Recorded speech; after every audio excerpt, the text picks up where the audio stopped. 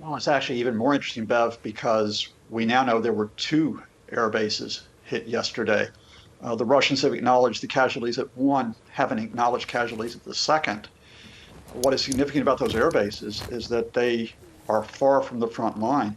In fact, they are 500 kilometers inside Russian territory. Now, that does point to Ukraine long-range drones, although Kyiv hasn't officially taken responsibility for the attacks. If these are long-range drones, it changes the balance of what's happening here, because we know that at least two of the bombers on one of the air bases were damaged. Now, why are these bombers so significant? They're the ones that are carrying out the missile strikes, including strikes that took place yesterday across Ukraine.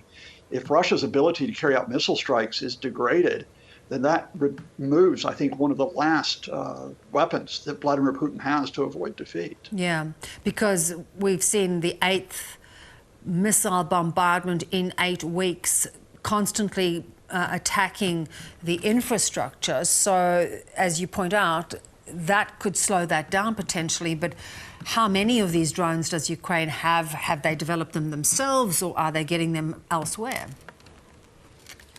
There are clues from Ukraine's state-owned weapons company that they have been developing the drones. In fact, just last Saturday, one of the company's officials said that they were in testing phase for these drones. Now, they may be beyond testing phase for this. You cannot rule out, although no one is officially admitting it, that Ukraine may be getting long-range drones, of course, from outside the country as well. Whether it's from domestic or overseas foreign production, it's a significant change in terms of capability. And match that up with what happened with the missile strikes yesterday. Russia fired more than 70 missiles yesterday. Now, that's still quite a lot, but not as many as they had fired in the previous wave of attacks. And more significantly, 85% of those missiles, more than 60 of those missiles, were shot down by Ukraine before they could reach their targets. Now, 10 missiles still got through, but the damage to Ukraine's energy infrastructure was not nearly as severe as it was almost 2 weeks ago. Repairs are being carried out right now. And I think it's too early to say that Russia is, quote, running out of missiles, or that Ukraine's air defenses are going to be able to be 100% effective, because that never happens. But I think we are beginning to see a downward trend in terms of what Russia can do, even with the attacks in the energy war that's trying to knock Ukraine out. Yeah. You know, with Ukraine going so deep into Russia, does that change the dynamic of the war, or is it fair game when we look at the devastation that Russia has wreaked on the country? Well, I think by dynamic, you're talking about code word for the idea of, oh, is it World War III? Look, I mean, part of the Russian tactics were, to say, oh, if you fire deep inside Russia on us, this is going to be a war with NATO, it's a war with the West, it's a war with Ukraine, it's a war with everybody. And of course, they would say that because they don't want their air bases hit. I think there's a significant difference here in terms of what's being used. So let me explain briefly. Much earlier in the conflict, Ukraine asked for long-range rocket systems to hit Russia military bases. Now, the Americans said, no, we're not going to give you long-range missiles, because you might hit oil installations deep inside Russia, you might hit troops, and that will really provoke Moscow. I think it's different if you're talking about long-range drones, because it's still significant. Yep. But these drones are specifically targeting the warplanes carrying out Russia's attacks. So you can't really portray this as Ukraine threatening an invasion of Russia, but simply carrying out, as it were, an extended defense of its airspace. And so, yeah, I think, Vladimir Putin, if he admits that these areas have been hit, he may bluster a bit, but I don't think it's going to check Ukraine being able to do this in the future. Yeah, that is interesting. You've talked about Ukraine's infrastructure. It's so badly damaged. They do keep repairing it, and then it gets damaged again. Can they sustain these attacks? As you point out, missiles still getting through.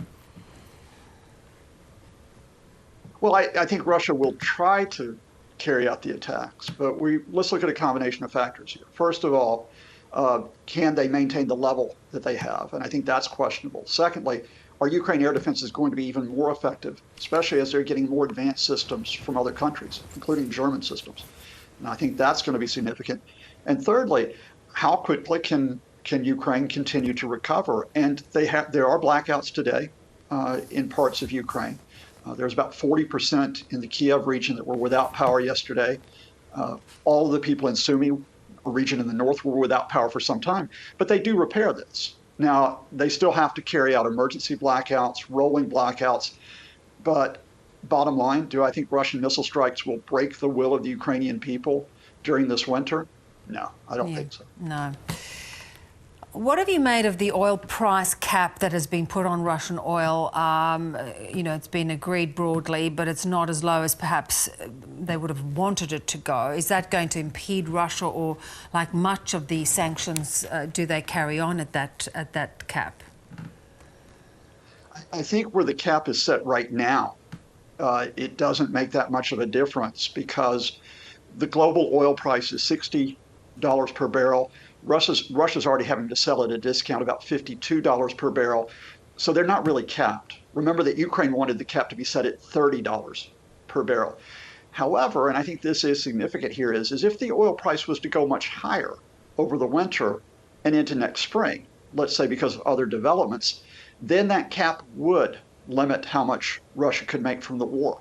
So I think it's probably not a game changer in terms of the Russian economy, but I think it's a further limit that is there if we see changes that go into the spring regarding the extent of this conflict. Yeah, and so, you know, what do you make of what's going to happen over the winter as it sets in now? Do we expect to see less, you know, the war subside a little before perhaps regrouping again in the new year?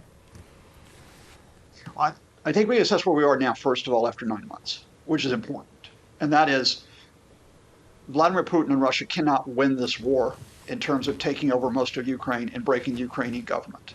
That is gone now. So we are now in the phase of the war, which is, can Russia hold on to territory that it has seized this year? Now, they've already lost some of that territory. Importantly, they lost some in the south, like Kherson City, just a few weeks ago. And I think the question through the winter, and this is one that analysts are debating, is can Ukraine advance further through the winter? Now, the U.S. intelligence services said this week, put it on the record, we think that there won't be much fighting over the winter because of the conditions. The Ukrainian military is saying something different, and so are military analysts. And they're saying, right now, we can't advance because you're getting the first phase of winter, the ground is boggy, the initial snows are just melting. When the snow doesn't melt, when the ground freezes hard, then you can advance. So I think what they're doing, and let's link everything we've talked about today, I think, as we saw in the autumn, they first degrade Russia's capabilities. They hit their oil installations, they hit their bases, and then when they've degraded the Russian capabilities, then they may make a move like they did. That's what I'd keep an eye out for as we move through December and into the new year. Always good to get your perspective, Scott. Really good to chat. Thanks so much.